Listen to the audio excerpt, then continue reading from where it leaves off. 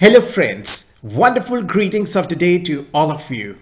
I, Kunal Nagpal, would like to take a wonderful opportunity to welcome you all to this great economic session, that is the afternoon session of 28th December 2022.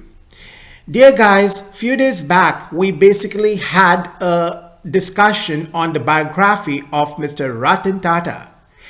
And you will be very delighted to know today is the birthday of this great legendary leader, that is 28th December.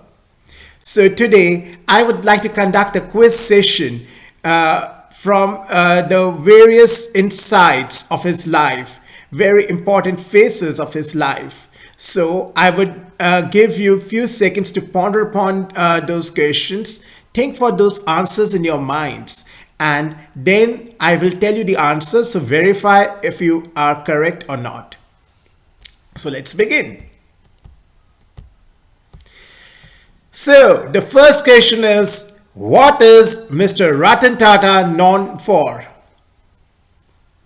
That is, what all contributions he has done in various industries in the Indian economy.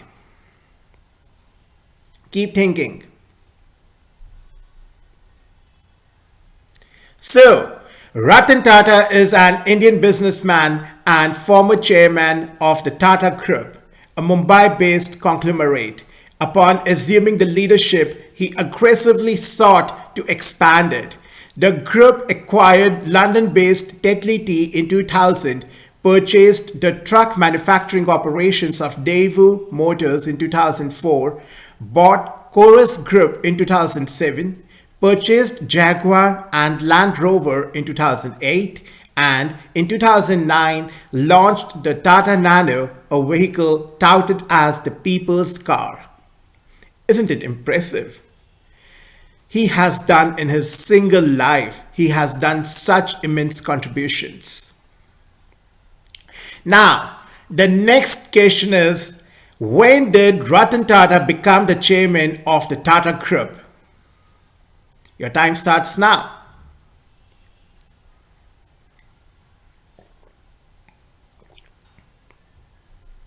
So, Mr. Ratan Tata succeeded his uncle, Mr. J.R.D. Tata, as the chairman of the Tata Group in 1991. So 1991 is the answer. The next question is Ratan Tata still the chairman of the Tata Group?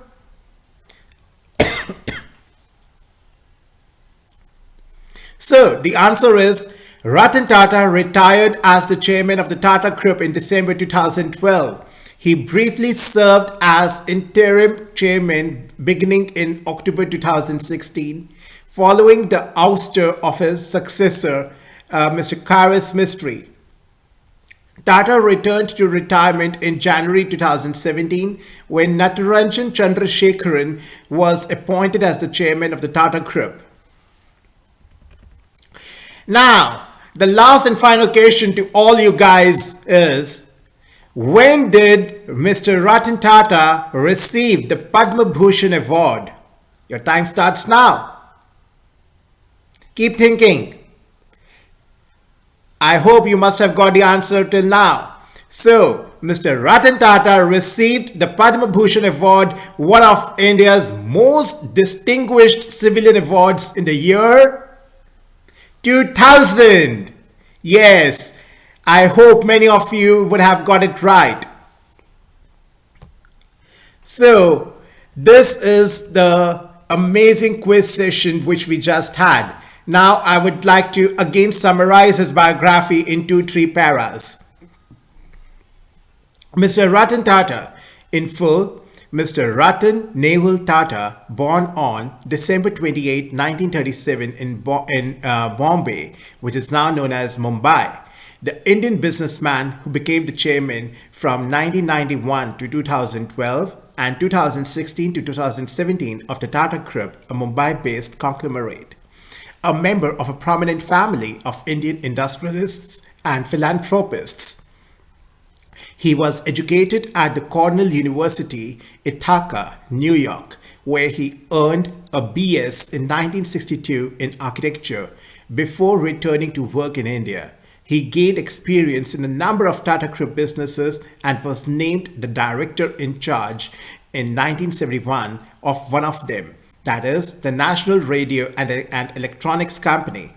He became the chairman of the Tata Industries a decade later and in 1991 succeeded his uncle, Mr. J.R.D. Tata, as the chairman of the Tata Group.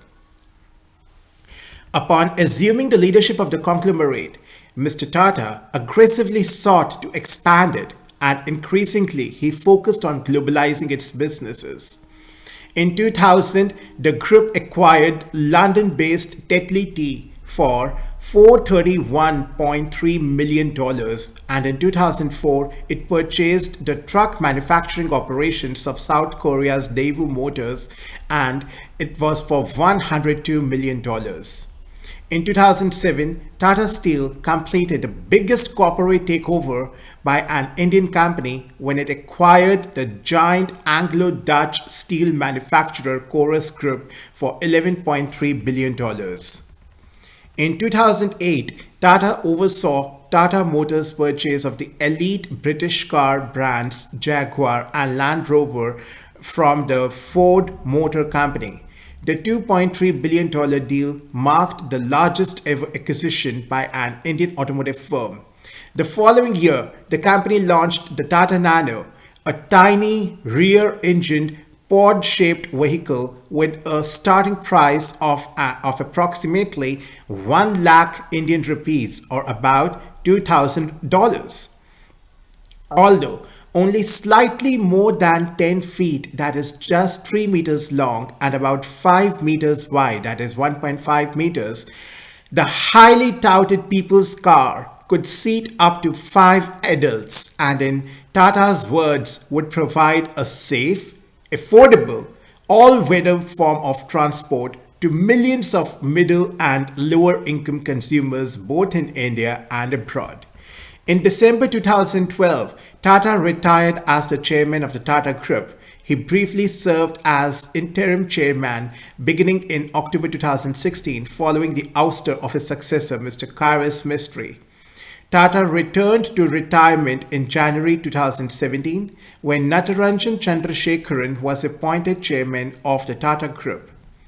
Among many other honors accorded him during his career, Tata received the Padma Bhushan, one of India's most distinguished civilian awards, in 2000. So this is extremely, very appreciative of and his contributions are quite immense to the entire India, to the entire mother country. So, dear friends, this was the entire autobiography and I believe your confidence must have got strengthened, the people who got the answers right. And those who missed the answers, you must have got your answers in detail in the biography we have just discussed for the second time. So, now we are going to begin today's economic session, that is the important economic updates. So here it begins.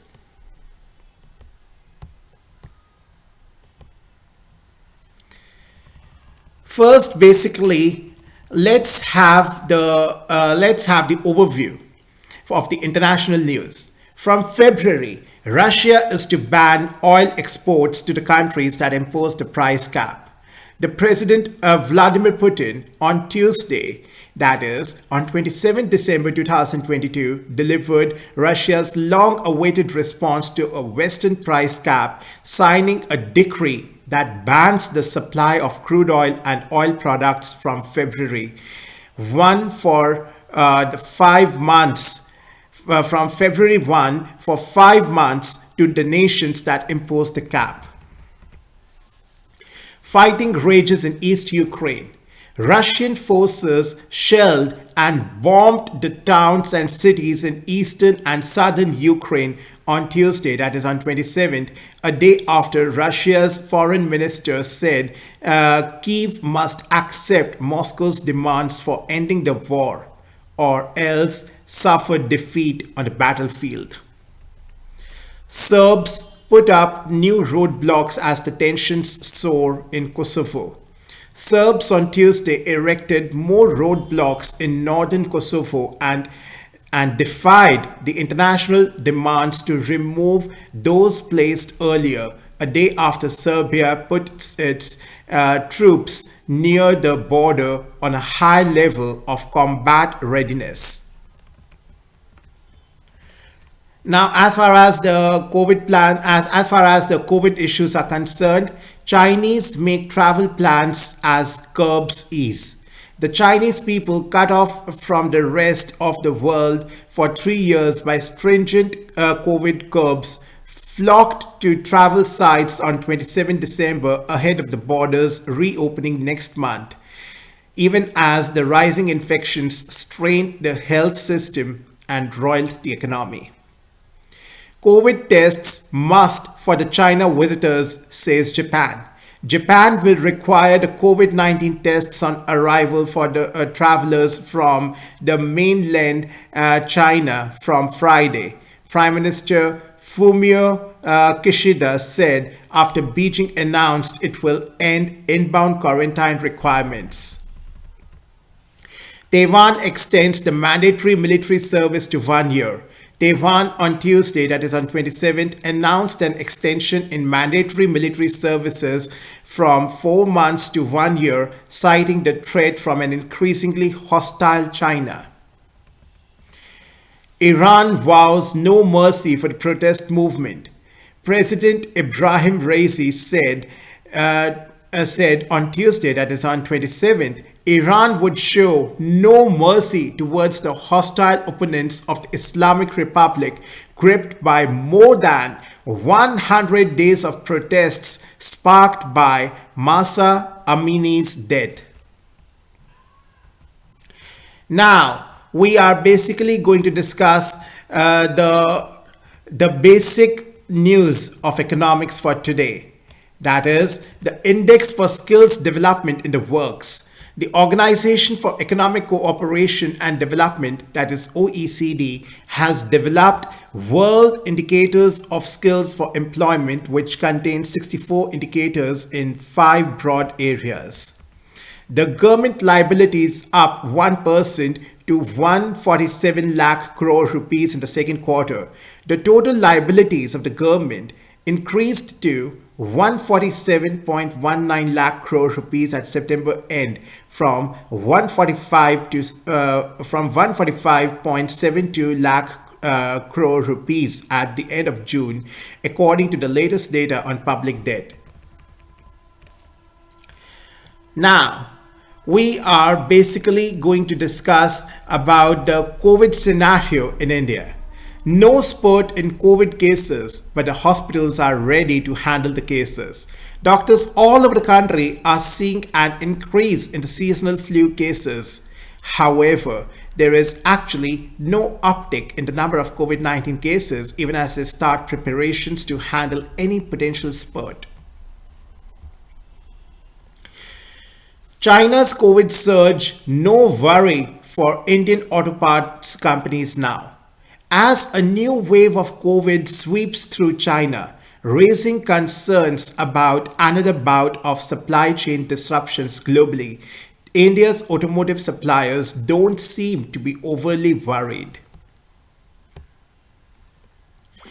Now, my dear friends, I would like to basically bring to your notice that India is on the right track to be the global EV hub, that is the electric vehicle hub, as per Ola's Bhavish Agarwal. 2022 will be remembered as the year in which India's EV revolution truly took off. From just 4,000 units a month in June 2021, the monthly run rate reached 80,000 units towards the end of 2022. That is 20 times growth. From less than 1% penetration in 2021 to almost 6% in just a year. That's a huge jump. The EV revolution in India has not been restricted to only the urban centers, but is proving to be a pan-India phenomenon now. The customer preference for the EVs across tier 1, 2, 3 cities has shown that the market in India always existed and is actually ready to embrace the electric vehicles, the new superior technology. This is only the beginning and a much bigger opportunity lies ahead. The global electric vehicle transformation started in the West with the companies like Tesla and more recently Rivian, Lucid, and traditional European car makers like BMW, Mercedes, etc. joining in. That's really a wonderful news. These companies have focused on the products like luxury sedans, large pickup trucks, and other formats relevant to a Western audience. Even the cheapest Tesla Model 3 will cost upwards of $50,000 or 50 lakh rupees in India. For most people in the world, mobility does not mean luxury products. In India, more than 99% of mobility products sold are priced between 1 lakh rupees and 50 lakh rupees. Same is in the case of Southeast Asia, LATAM, Africa, and to a large extent some developed geographies like Europe and Japan. This price point encompasses product segments from two-wheelers including scooters, motorbikes, and small mid-size sport utility vehicles and cars. Traditionally, in the ICE era, the Japanese dominated this segment with iconic companies like Honda, Suzuki, Toyota, Nissan, Yamaha, Kawasaki, etc. by actually developing core technologies, manufacturing at scale, and controlling the global market. This in turn actually propelled Japan as one of the top industrial nations of the world in the automotive industry. Today, it is India's destiny and opportunity to build world-class products in these segments and become a global leader. Our strengths as one of the largest and fastest growing domestic markets, entrepreneurial and innovative companies, strong government and policy momentum, and world-class talent and capital access will enable a strong play. To achieve this ambition, we basically need to have a clear vision and operate with speed and without falling for fear and uncertainty driven by the vested interests. These are some fundamental misconceptions around EVs. Whether by adopting this technology at scale, we will end up increasing our dependency on China, since lithium is owned by China. But the answer is no. China does not hold a monopoly on lithium. Most lithium mines are located in Australia, Chile, and Argentina. Where China is currently dominant is in the midstream processing of lithium. By focusing on localizing the midstream processing of lithium and partnering with lithium and other mineral producing countries, India is already building on alternative supply chain for ourselves and the world. This is India's opportunity to seize the 21st century. This will be India's decade of EV transformation and becoming a global EV hub. What a wonderful opportunity it is! India will have to focus on a four-pronged strategy.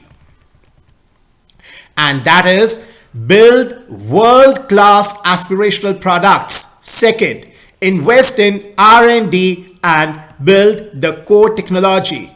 Third, build the local supply chains. And fourth, attract the best talent. So let's go through this four-pronged strategy. Firstly, build the world-class aspirational products. The $100 billion Indian auto market will rapidly transform into EVs as the companies embrace the disruption being caused by the electric and connected technologies, modern design aesthetic, and reimagine the auto products for a new aspirational consumer. These products, if built as best in class on performance, technology, and design, can become global benchmarks in their respective segments. Second, invest in research and development and continue building the core technology. The internal combustion engine, that is ICE, was the counterpiece of the ICE era. So analogously, the lithium cell is the centerpiece of the EV era. Lithium tech is far from being a commodity. There is a lot of innovation to be done to improve the performance, safety, and cost of cells. Improving the energy density and fast charging speeds of lithium cells, bringing sodium ion cells into the real world usage from the lab, accelerating the solid state cell roadmap, making the cells work better in a hot climate are some of the areas where we can actually lead the world by investing into our own core R&D. Next, build the local supply chains. We basically need to build the local supply chains for the new materials and components. We can just be the final assemblers and products.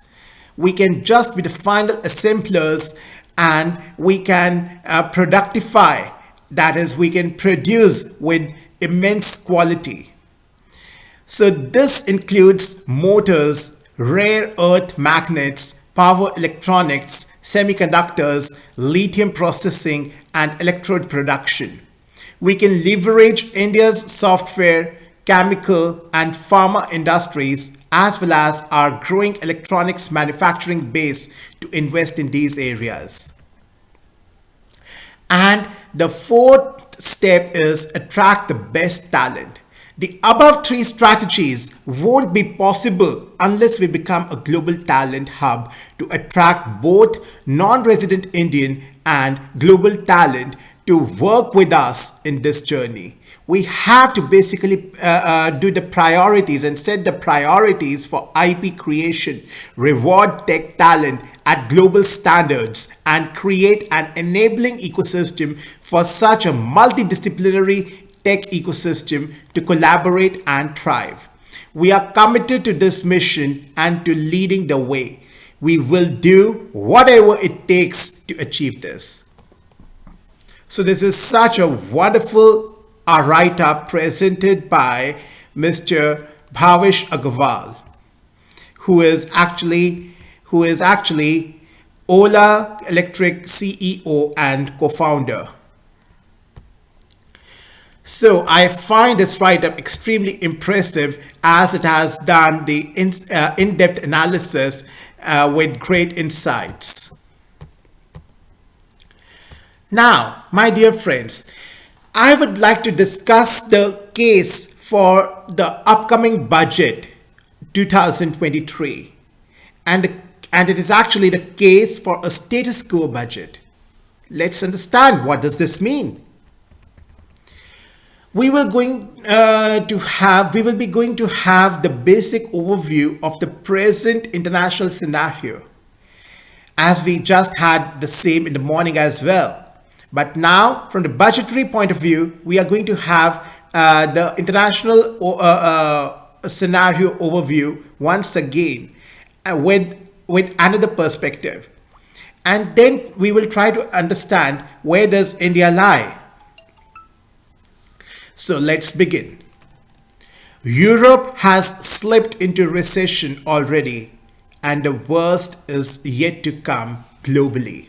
I repeat, Europe has basically slipped into recession already, and the worst is yet to come globally. The central banks across the world are raising the interest rates to tame stubborn inflation, and many analysts fear this could actually precipitate a much deeper global recession in the second half of 2023. Yes, you have heard me right. Global recession in the second half of 2023. The Chinese economy could rebound or stagnate with COVID. Meanwhile, the fate of Ukraine war remains uncertain. The best case scenario would be a ceasefire followed by diplomatic negotiations.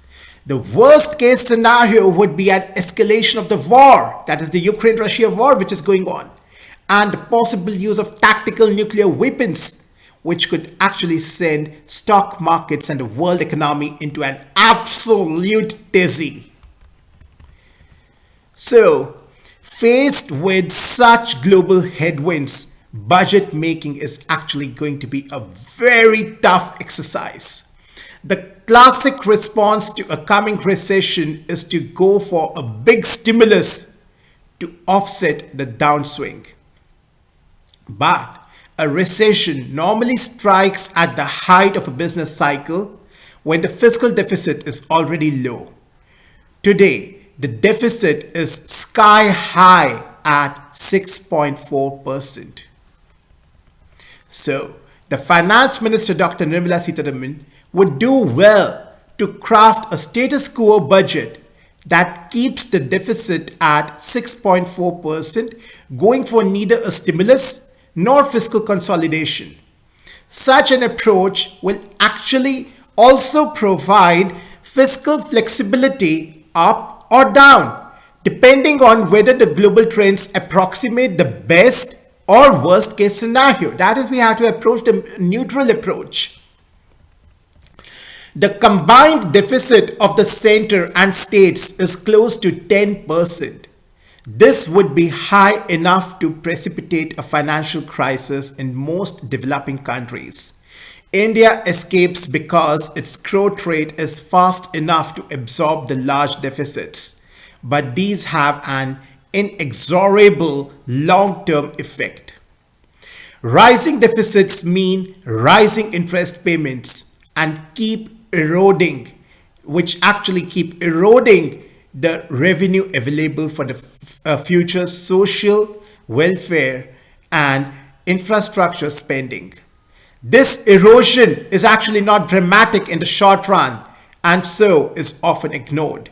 But in the long term, it will make a return to 7% GDP growth actually impossible.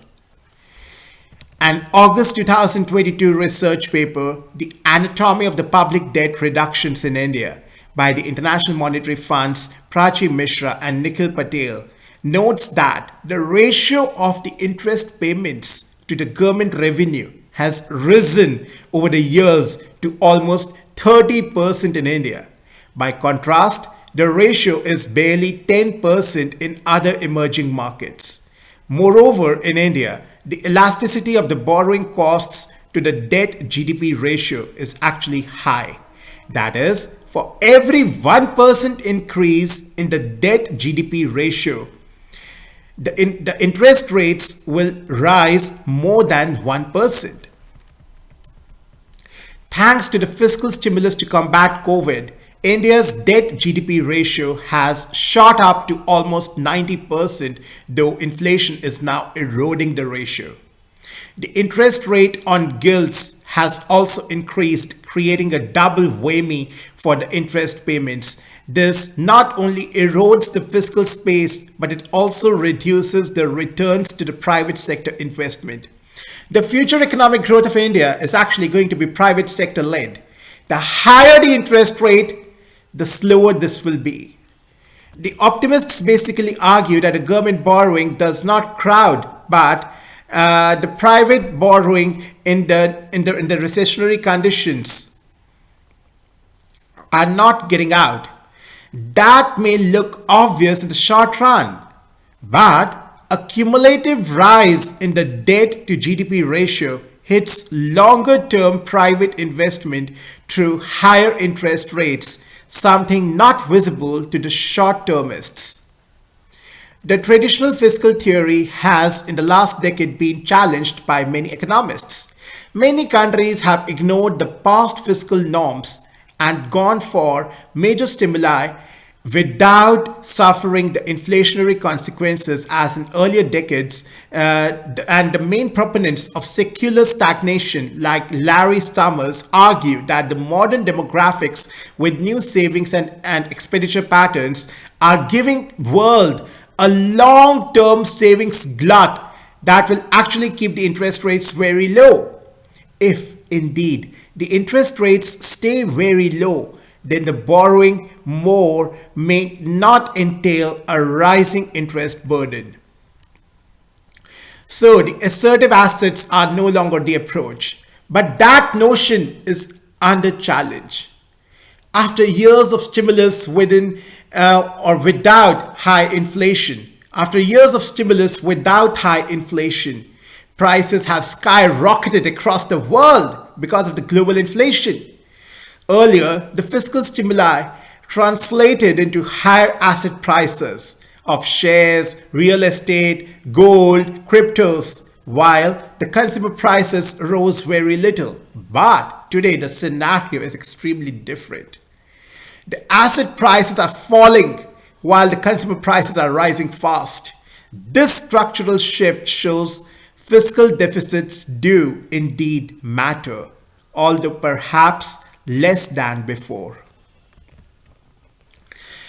When the Great Recession struck in 2008, India's fiscal deficit was down to 2.7% of GDP. So the finance minister could sharply increase the fiscal deficit to 6.7% to combat that particular recession. Such a huge increase is actually unthinkable today.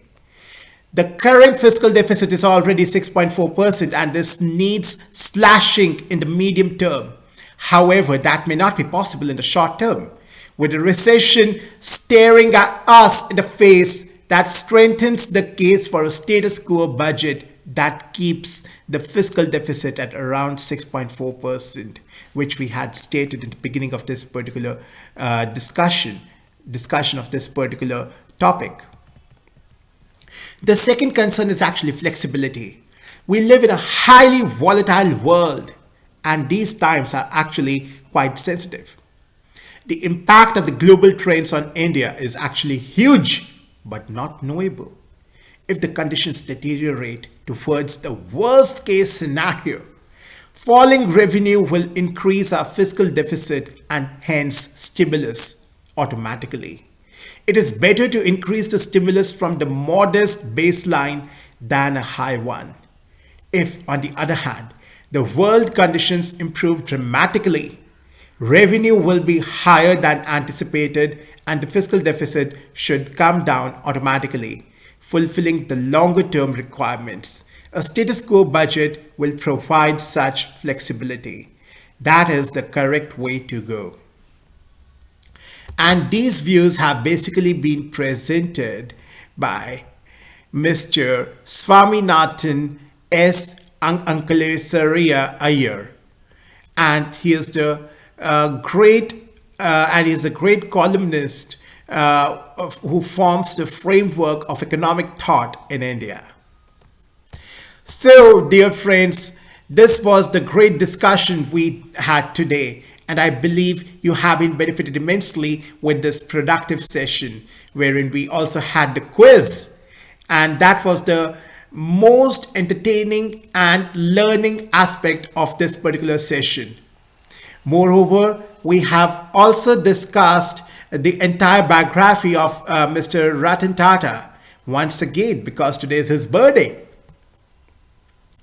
Followed with the COVID news and the news pertaining to international economics. And then we have learned that how India is on the right track to be the global electric vehicle hub, as we had gone through the various insights laid down by Mr. Bhavish Agarwal, Ola's co-founder and CEO, who has presented his points so beautifully. Then we also went through the insights presented by Mr. Swaminathan S. Ankalesariya Iyer, the great columnist who actually presents his framework of the economic thoughts in India regarding the case for the status quo budget. So, I would like to repeat once again that please subscribe to my YouTube channel so that you get updated, you stay updated with the important economic insights which are of real relevance to us on regular basis. And also mention your queries or any feedback or suggestions you have regarding our sessions so that the same can be incorporated in the subsequent sessions. And I would also like to answer the queries if you have at my best possible level. Thank you so much, dear guys. Namaskar. Jai Hind.